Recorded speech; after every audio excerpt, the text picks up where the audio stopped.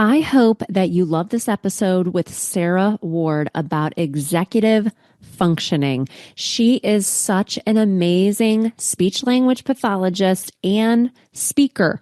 I actually had the honor of having her on season 1 of the Autism Outreach podcast to talk about executive functioning because I know that it is something that we talk about a lot in the field. And I had the opportunity to present her at the Milestones Conference in 2024. She was one of the keynotes for the conference. I have the honor of being on the executive planning committee for the Milestones Conference, which has been going for over 20 years, I believe. Fact check me there, but pretty close to that. And it was really cool to meet her in person, to hear her talk about executive functioning in real life. ADHD is something that we're actually going to start talking about more in the podcast in 2025. If you're listening to this, you're getting a little sneak peek into what's coming in 2025. The podcast will keep going on every single week, every single Tuesday. We are going to have a new show just for you. We are going to rebrand the podcast and call it the ABA Speech Podcast. And the fact that I want to do that is I want to talk about topics that are just a little bit broader than autism. My focus at ABA Speech and really my life's work is to make sure that all individuals, especially autistic individuals, have a way to communicate with the world. But at times, I might want to talk about ADHD or selective mutism or executive functioning, or we've done shows on dyslexia, or some BCBAs or speech therapists may want to come in and talk about how helpful speech therapy and or ABA was for their child. So to broaden that up and to bring you great information every single week, we are rebranding the podcast in 2025. I hope that you love this episode with Sara Ward. She is a boss in this area and just gives practical information that you can take and utilize in your next therapy session. Enjoy this. And if you do, visit me at abaspeech.org. Leave us a review on Apple Podcasts and let people know we are talking about important things here. You're listening to Autism Outreach Podcast, a podcast full of ready-to-use strategies to help those with autism strengthen their communication skills.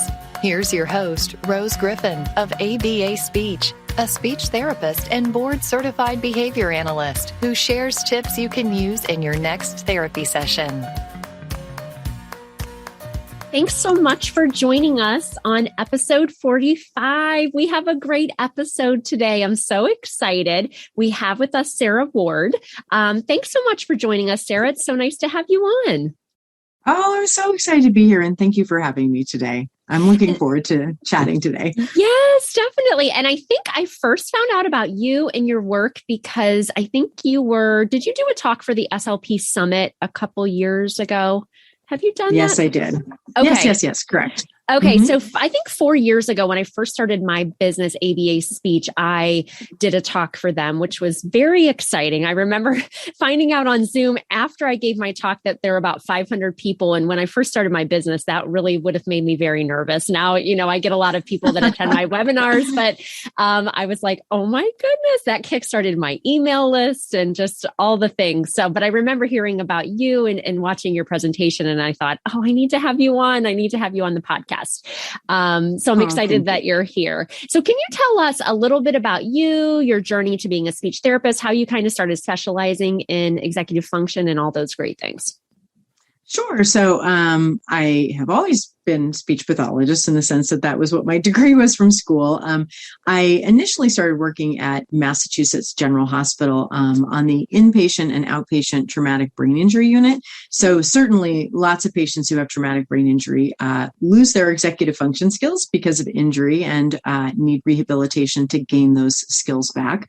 And the kind of part 1 and part 2 of that was I have a daughter and a son, but my daughter has really significant ADHD and dyslexia. And she was what they called kind of an explosive child when she was a little kid, if you're familiar with Ross Greene's work. And it was because she had lagging development of executive function skills. And so that certainly took me down the path of, well, if she's not developing them, how do you actually teach them? I mean, I knew what the executive skills were, but not a lot about the development around it. Most people who know my story know as well that my husband was riding his bicycle and got hit by an 18-wheel Mack truck and thrown 45 feet and sustained a very severe traumatic brain injury and was in a coma for 8 weeks. And we got out of coma and we got to rehab and we got home. And so there was this situation where I had a husband who lost his executive skills and a daughter who wasn't developing them. And so that just sort of took me down the path of, well, how do you actually teach these skills? And I think that's something that is particularly motivating for me is it's so critical to be at the practical level. And, individuals just, especially, clinicians just want the tools and the strategies. How do you actually remediate it as opposed to just tell me what executive function is? So that's a really big focus of our practice. And my co-director, Kristen Jacobson, she and I have been working together for 27 years. And we've authored our 360 thinking methodology for executive function. And that's the basis. It's just all about practicality. Wow. I did not know that, Sarah. Wow. That's so, I can't imagine having that in your own home, right? Where it's your daughter and your husband on both sides, but they're still needing to work on those skills. It's so fascinating that you shared that because I had Laura Smith on a previous episode and she specializes in apraxia and her daughter was diagnosed with apraxia and has some concerns and needs some support. And she, she was a general speech language pathologist. And then when her daughter got this diagnosis, she really focused on that. And now her whole private practice is based on that. So you just kind of dug in to be able to help your loved ones. And now you're helping so many people. I love that. I didn't know that. So excited to dive in today because I know, as a treating clinician, I work 3 days a week as a school-based therapist. And so I work in a middle school and high school. And I was actually just talking yesterday with a teacher about a student who, has within average, core language skills as evidenced on a standardized test, but is still struggling with executive function. And I was like, oh my goodness, absolutely. This is how I want to support this student. This is what this student really needs support with. And we were talking about that. And I was excited to have you on the podcast because I can take that into my IP meeting next week. But so can you tell us if there are parents that are listening, we have a mix of parents and therapists that listen. When we say executive function and executive function skills, what kind of encompasses that as just a starting point so we can dialogue about it more in depth? So I think that it's important to distinguish something, which is that typically when you talk about executive function, a lot of people talk about, it's that, manager in your brain that helps you to organize your materials and record your homework and turn in your homework and clean your bedroom and all of those things. And while, organization of materials and planning your time and all those, there are executive skills, it's actually really the product of the executive system, not the executive skills themselves. So I think a more helpful understanding and definition is that executive function is that skill that allows you to have forethought and to visualize what lies ahead in time and then plan backwards from that how you're going to accomplish the tasks and the things that you need to do over the course of time to be able to complete that. So, for example, even though you're sitting here listening to me and we're chatting, I guarantee you have a movie going through your head that says, okay, soon as I hang up with Sarah, I've got to quickly run into, I love the example of like the laundry room, throw the wash into the dryer. Yes. I've got to lay the lunches out on the thing. I've got to make sure my kindergartner's up and has her backpack on, and we need to be out the door. And that's important because the minute you hang up with me, you're headed into the laundry room. And the second you leave the laundry room, you already know you're going to the kitchen and what you're going to do. Now, that ability to mentally visualize what you're going to look like in a future time, we have a favorite phrase, which is that 90% of the time, task planning happens in a different space from where you execute the plan. And that's very important because oftentimes kids who are struggling with this skill, they may not visualize the future. They may not visualize themselves in time. They may not visualize themselves in a future space. So, for example, you might say to your fifth grader while you're eating breakfast, okay, we need to go upstairs. You need to make sure you get your shin guards and your soccer uniform, and we're going to leave the house in 10 minutes. Well, what you're doing as the parent, you're picturing the child finishing their lunch, whatever it is, or breakfast, whatever it is, putting it in the sink, then walking upstairs, going to the dresser to the third drawer down where the uniform is, then walking to the closet where the shin guards are and coming back downstairs. But if a child's not developing that visualization of the future, you say, go upstairs, go upstairs. The child goes upstairs, they walk in their room, see Legos and sit down and start playing Legos. Right, and you think, right. Oh my gosh, why are you playing Legos? Like, this is not the time for Legos. Like, we're out the door. And they're typically highly prompt dependent. So they need a lot of support in saying, okay, go upstairs, get your shin guards, and get your uniform, go back downstairs. No, grab a water bottle. And the problem is we end up doing all that sort of visualization and planning for the student. And so the critical concept around executive function is more heavily rooted in forethought. What lies ahead in time? What are we going to look like? And how do I plan backwards from that? And in young children, that very typically just presents oftentimes as sequencing. How do I sequence the steps of a task to achieve that goal? But holy moly, by the time you hit middle and high school, now you are planning over time, except that time window gets longer and longer and longer. So it's no longer just pick up your sneakers off the floor. It's remembering to put your sneakers in your backpack, put your backpack by the door because you need your sneakers tomorrow. And in high school, it's, okay, I've got to put my cleats in my baseball bag because I have baseball next Friday. And we have a practice on Thursday, so I'm going to need my turf shoes for that. I better put that in. You're planning over greater distances of space and time. And that's why you talked about in IEP meeting, typically kids are going to present with really solidly average, if not significantly above average scores on standardized testing. And those executive skills aren't going to get picked up because your standardized tests can't really access how you're planning over time. And they're not going to look at your ability to remember something over a 24, 48, 72 hour week-long period.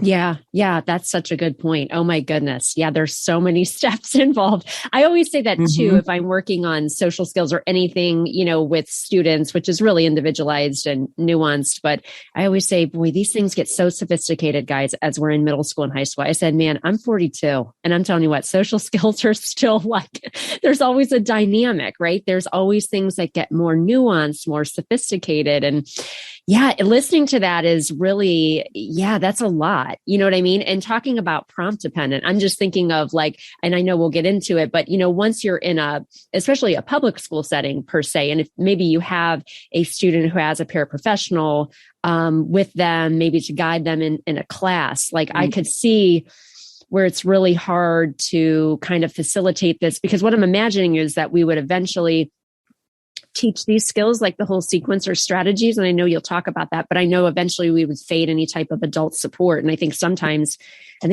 for adults, especially in a school setting, it's hard for them to fade that support. Sometimes they overprompt, which sounds like it could be really problematic with a student who has these problems. Absolutely. I think it's very easy for paraprofessionals, teachers, parents to be a child's prosthetic frontal lobe, as we say, because, as an adult, you're feeling the passage of time. So you're feeling, oh my gosh, this transition is only 3 minutes and we need to get your writer's notebook and your pencil and you need to get over to that group table over there.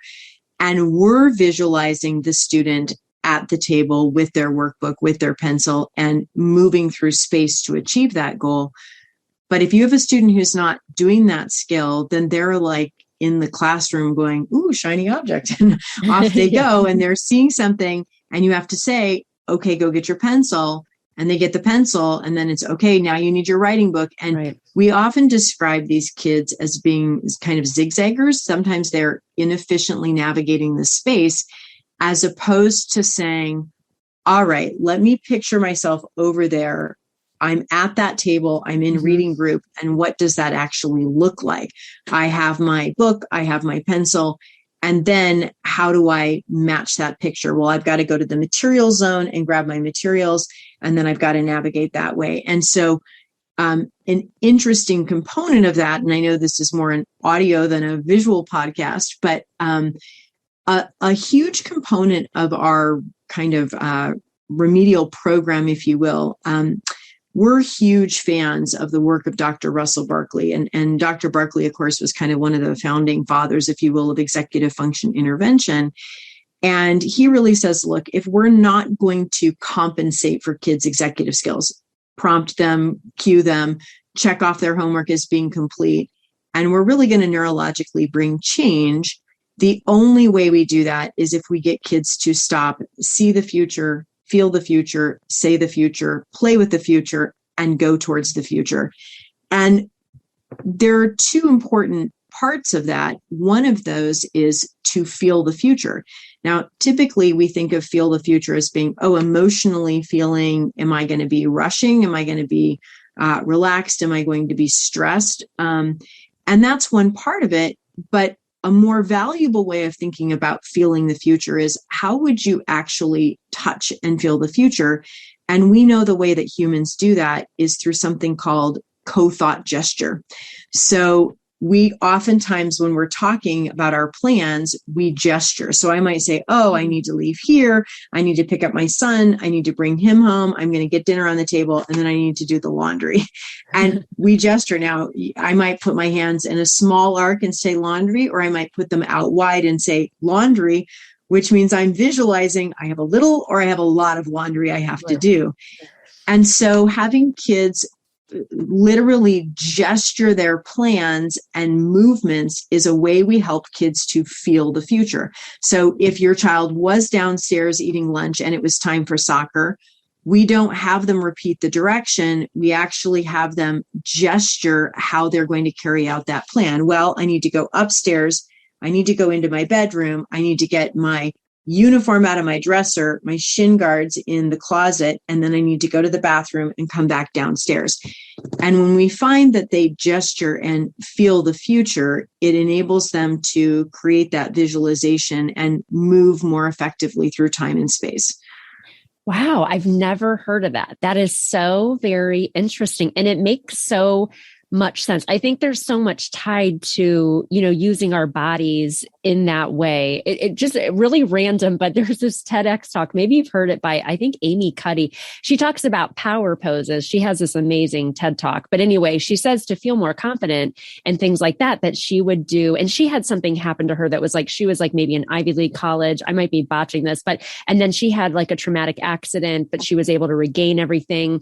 But she talked about feeling confident in situations. And she talked about doing these power poses that she would do. It's a very, very popular TED talk. And I don't even know how I watched it a long time ago, but it made a lot of sense. Kind of this idea of getting our body involved to make our mind kind of correlate with that. I've never heard that before. I think that's so very fascinating. I'm excited to implement some of these things. It makes a lot of sense because you're saying like that would help them visualize into the future. Because I was wondering too, that seems so abstract for some students to be able to see into the future, because, sometimes moms will joke, and I'll see things online where, a mom has this running log of, okay, this is the grocery list, but their running log is like in the pantry. Well, I used the chicken broth last week. I did this. And we have all these things running in our brain because we can see that is going to be a problem, but sometimes that might not just be inherent for everybody. So this is a way to kind of bring the future and visualize it and to make it more concrete almost, right?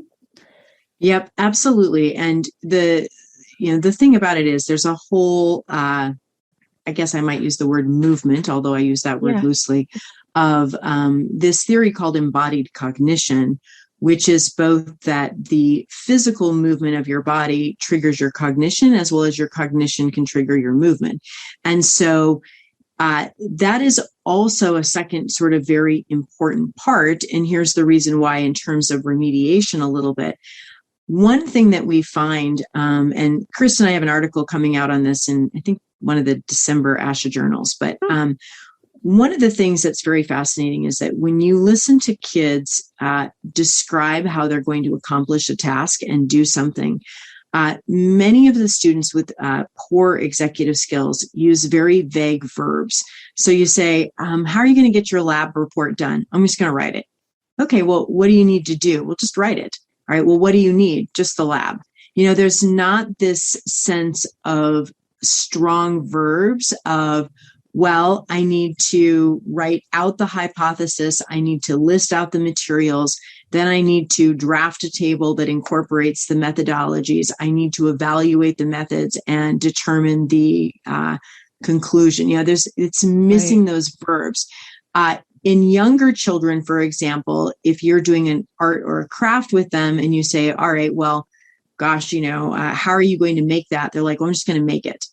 Yeah. Whereas kids with stronger executive function will use very specific verbs, and they will say, well, I'm first going to lay out the pictures, then I'm going to cut it out. I'm going to spread the glue on the back. And you hear these very strong verbs. What's fascinating is when you have kids who have vague verbs and their executive planning is poor, one of the things that we find is if I say to a student, show me with your hands what you're going to do. And they'll say, well, I'm going to cut out the picture. As soon as they show me with their hands, they begin to get the specific verb. So then they'll say, well, I'm going to put glue on the back. Now, if a kid just goes, I'm going to put glue on the back. And I say, you mean you're going to take glue and just go like this? And, they'll kind of throw their hand out there and they'll say, well, no. I'll say, okay, show me with your hands how you're going to put the glue on. And they'll say, well, I'm going to go from this corner to that corner to that corner to that corner. And as soon as they show me with their hands and can get specific, then they'll attach the verb. So I'm going to put the glue corner to corner to corner so it will adhere, and they'll be much more specific. So it is language-wise, as speech and language pathologists, I'll just make the quick sidebar that I think, unfortunately, especially in the public schools, when you do enter a team meeting and they've identified the child as having executive challenges, typically they don't get on the speech pathologist caseload because there's not a communication impairment. So it usually falls under the treatment of, say, the special educator or a guidance counselor. I really argue differently that the speech and language pathologist, we are absolutely bound to be working with these kids because we work on both the visual language as well as that physical language and the verbs. And so we're really working on their ability to generate sequences and the language associated with task execution. And we need to teach that. Yeah, I love that. In this particular student, I am going to keep him on services, but I'm like, I really want to target this. But I just don't think speech therapists, a lot of this information that you're sharing, and I feel like I go to a lot of conferences and I'm really gung-ho on professional development, but, I really haven't learned all these things you're talking about. I think that it makes so much sense that, when you were talking about, having them gesture and then they start using more, robust verbs, that to me, that was oh, wow, that's more robust language. That's a more specific way to communicate. I think that this is just really specific training. And I think it's so cool that you're sharing it. But that was, why is this? Well, that was going to be one of my questions is, why is this an important area for speech therapists to think about during our work with students? But it makes so much sense that it's going to carry over to so many other parts of the student's life. I always say, as a middle school and high school therapist, for me, the real magic happens. Seldom do I see students really in my therapy room, unless it's a student who is stuttering or selective mutism or something like that. But, it sounds like these are just things that really, I love the idea of visualizing the future, because these are things that the student could, well, how are you going to do that book report? How are you going to do your, vocab lesson? Having them really recap it, because I'm thinking of many students in my head who have some language type goals who I know would use vague verbs and I know would be saying the things that you're saying. So it makes so much sense, because it has a more of a dialogue for them to be able to help plan it and to really visualize it. I like that idea of talking about visualizing the future, planning in the future. I guess I'm so type A, and maybe I do have good executive function skills, that in my brain, not that I can't shut it off because I can, but it's always running. I always have a running log. You're right. I do have laundry right now that's going, like I have all these things. But it's great to Absolutely. point that out, that not everybody's brain is working like that, but these steps can help make that visualizing the future more concrete for students that are struggling with these things. So my question that's exactly right. So what's interesting to me is, with your private clinic, so you guys specialize obviously in this area. So if speech therapists, see students who are kind of struggling like this, what types of assessments are there that would really capture this? I mean, like I believe in, and I just, in my new toddler course, talked about, an observation is obviously part of the gold standard for assessment. Like I always include, and I worked clinically before in non-public programs, with my applied behavior analysis. I have my BCBA too. So, I would do tons of observations and, 20-page evaluation reports. And so that kind of part of me is still there.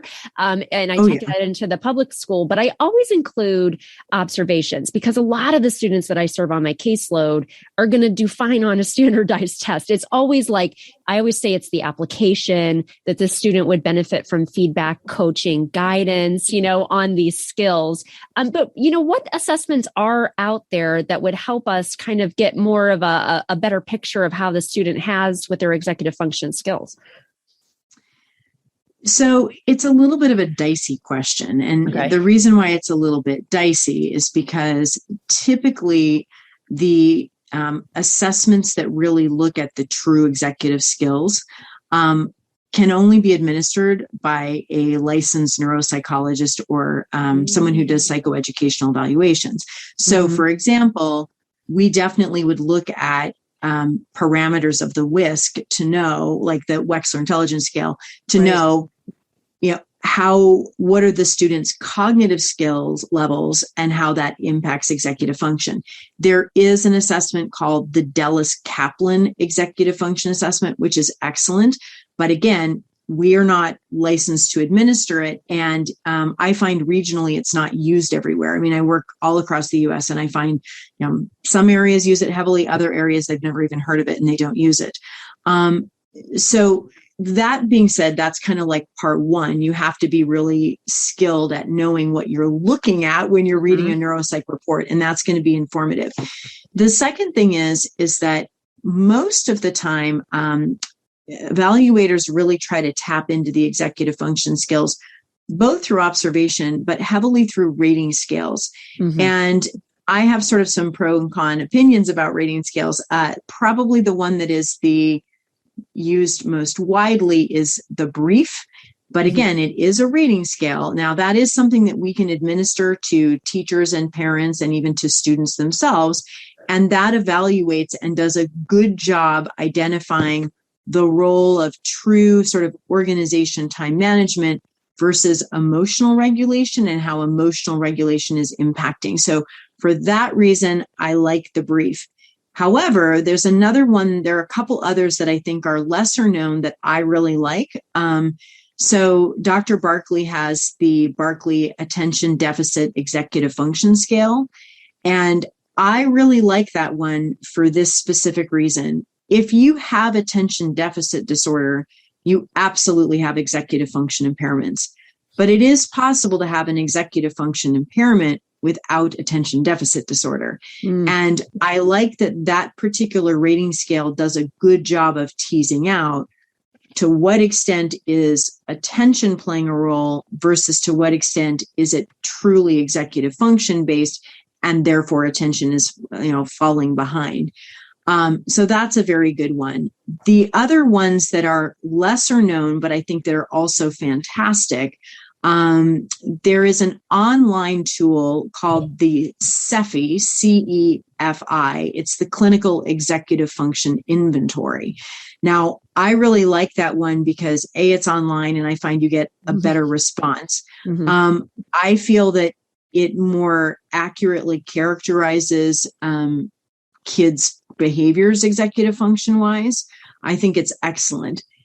And there's another one that's brand new on the market, which has some pros and cons as well. It's George McCloskey's Executive Function Inventory.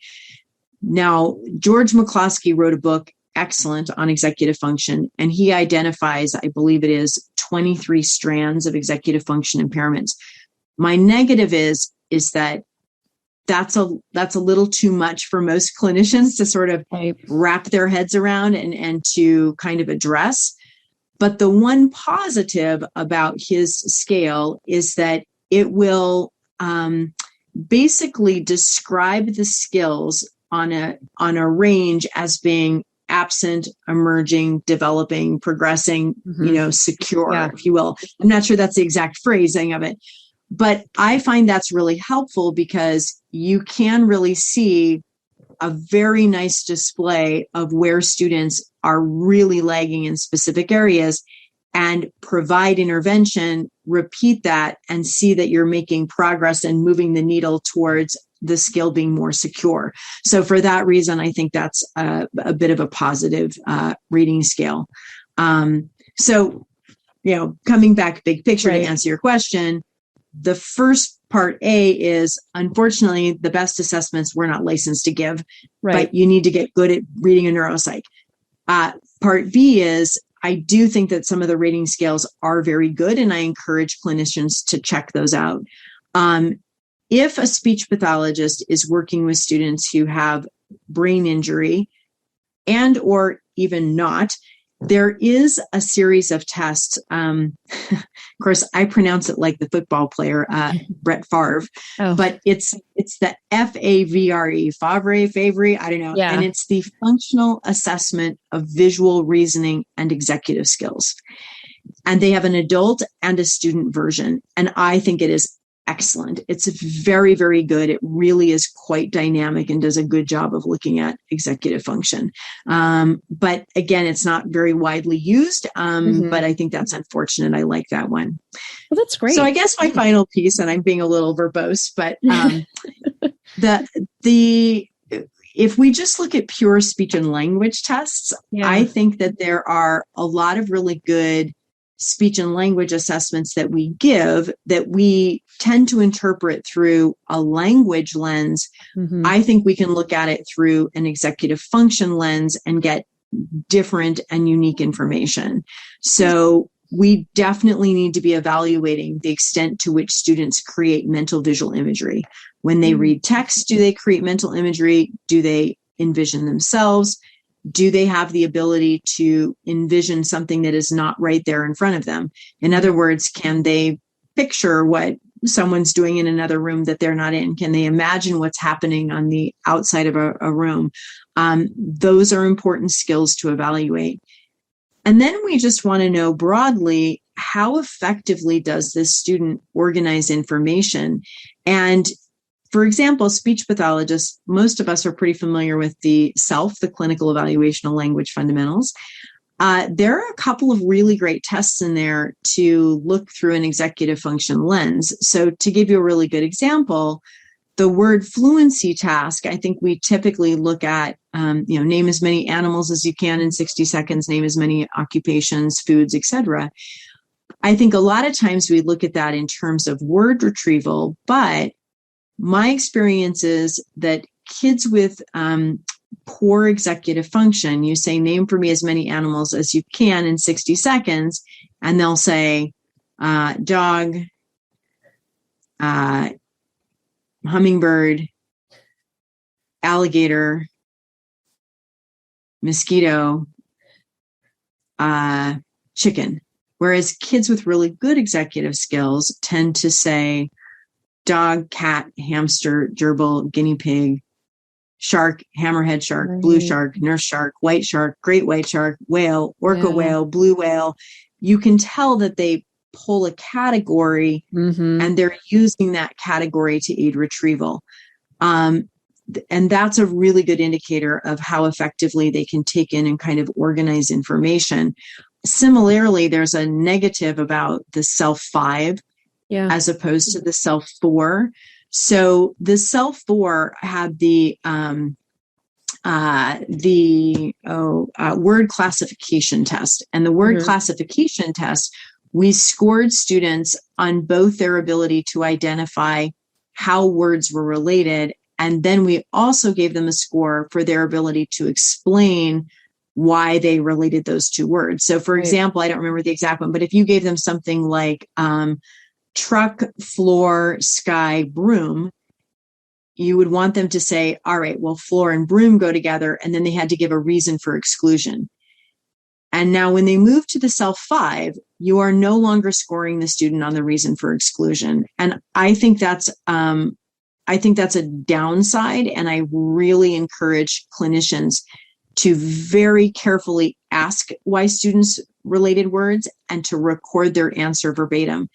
Because there are a lot of students who, for example, if you said something like chair, ocean, monitor, and lake, they might say, well, an ocean and lake go together.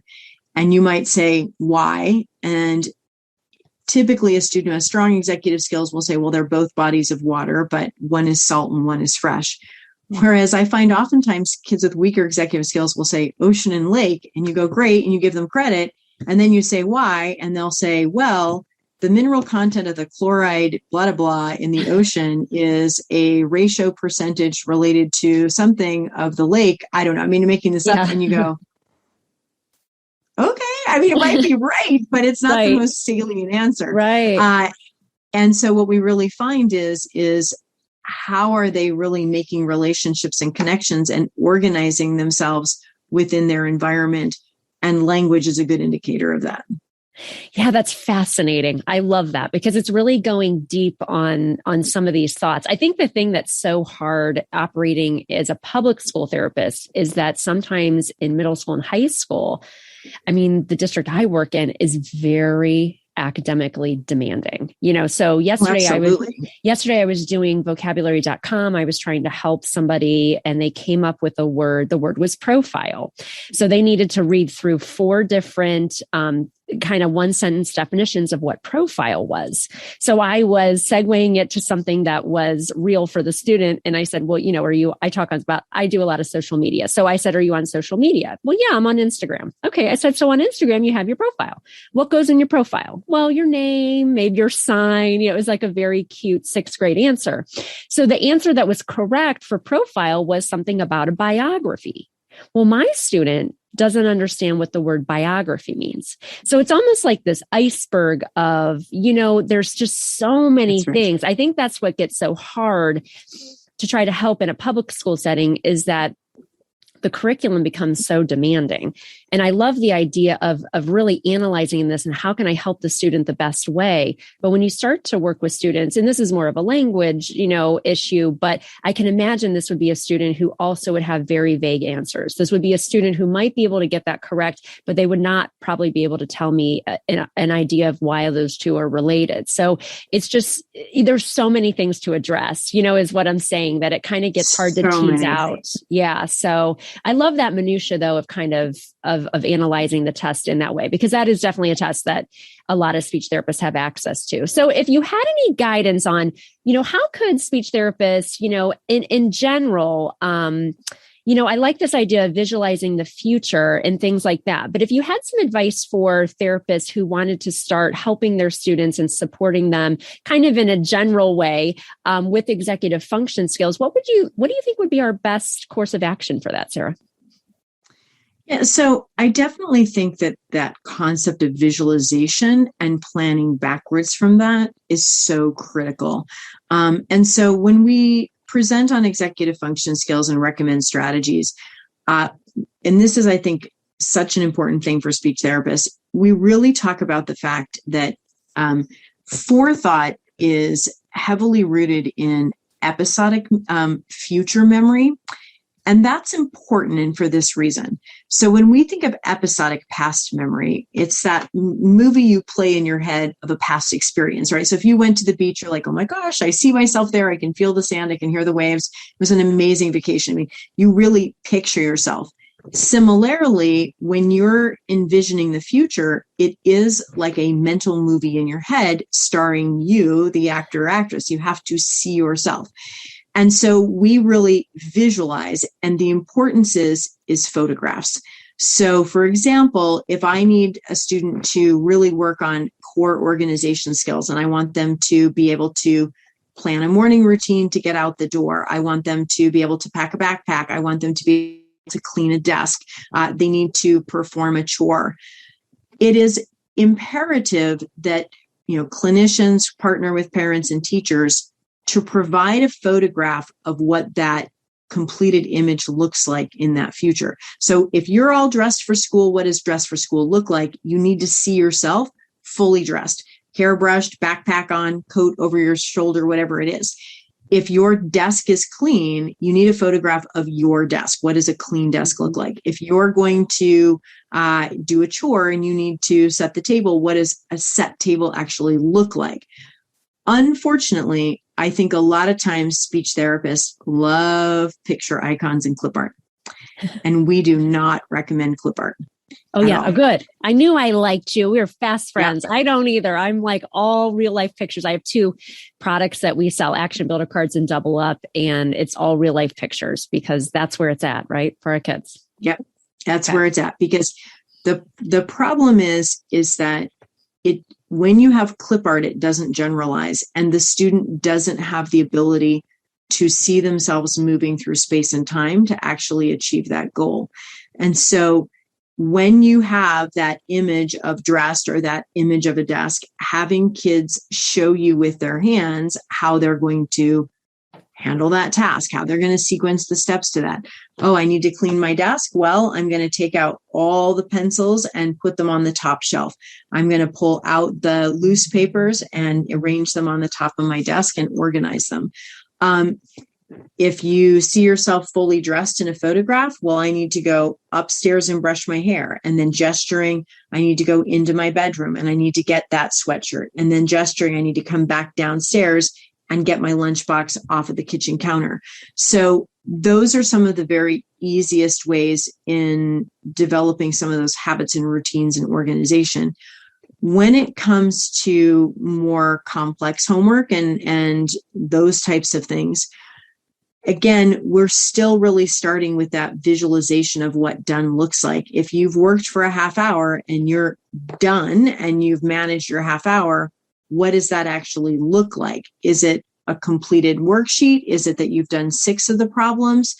And what do you need to do that? And what materials will you need to get ready? And so Kristen and I have a program called the Get Ready, Do Done method, which I think it's really important to understand is the fidelity of using the program is that you always start with the done. Even though we say get ready, do done, we never ever start with get ready. And that we always sort of planning from the idea of the done being to the right of the student, the do being in front of them, and the get ready being to the left of them, because we're planning along that spatial temporal window where, okay, what will it look like when I'm done? I need to visualize that to the right of me, because that's where we tend to think of the future being is ahead of us and to the right. And then picturing what am I going to do? And then to get ready, what materials and tools do I have? And so we're constantly helping kids sequence and plan backwards from a future goal. So if a student has, for example, those vocabulary words that you're working on, most kids will be like, well, I'm just going to do my vocabulary. I'm just going to get it done. They don't really have a sense of it, and nor do they have a sense of the time. So it's more effective to say, all right, well, if you have 45 minutes, and helping them to see that. So we use analog clocks and we shade right on top of an analog clock. So we shade, if I'm doing homework from 3 to 3:45, we literally shade on the face of the clock 3 to 3:45 so that they can take the invisibility of time and make it visible. And then we're planning that time where if I'm doing this vocabulary worksheet in these 45 minutes, and there are, for example, 10 vocabulary words, well, at my 20-minute midpoint mark, what's my midpoint goal on my worksheet? Well, I want to have between 4 and 6 of the vocabulary words complete, so that you're constantly evaluating where you are in space and time. So it's not just your physical body, but it's the material. So if I'm going to read for a half hour, my chapter, where am I going to be in space and time? Well, I want to be 5 pages in at that midpoint check-in. So we're always getting kids to see the time and plan the time and make sure that they're comparing those marks in time to the physical space or the space on the materials of where they're going to be, so that they're moving through time. Because we know that that's that definition of executive function. It's planning of moving through time. Yeah. Oh man, I love that. There's so many things. I know you can't, if you're watching on YouTube, you can see this, but I took a lot of notes because that's what's nice about having a podcast. I'm like, okay, what do I want to learn today? But this was amazing. Oh my God, such good information. And I just can't wait to start implementing it. I love it because it's a framework, like that general framework of visualizing in the future and helping people do that using the real life pictures. And that really goes with my brain about how we can lay it out and teach it antecedently. And then over time, we would fade that, right? So that the student Absolutely. is doing those things on their own. And honestly, this information is just great information for, I think, a lot of kids in general. I have a 5th grader who is such a procrastinator, who I feel like I am the person that's like, okay, 10 minutes, get your soccer stuff. We're leaving. I'm leaving now. We're leaving. You know what I mean? So I like Right. this idea of just them independently doing their things. And it's just great information, Sarah. This was awesome. Where can people find out more about you and your work? Yeah, so definitely check out our website, which is efpractice.com. So that makes it pretty easy, executive function practice, but EF practice. And there are tons of resources. There's a lot of articles that we've written about executive function. There's a list of all of our upcoming lectures and trainings and those things. So that's a really terrific resource. Awesome. Well, thanks so much for joining us today. And if you haven't done so already, it's been fun. Yeah, this has been so fun to connect. Make sure if you haven't done so already that you subscribe to the podcast, you write a review. I always love hearing from you. I have some new free live webinars all about working with students with autism on the website, abaspeech.org. So make sure that you visit. And thanks so much, Sarah. It was great to connect. Thanks.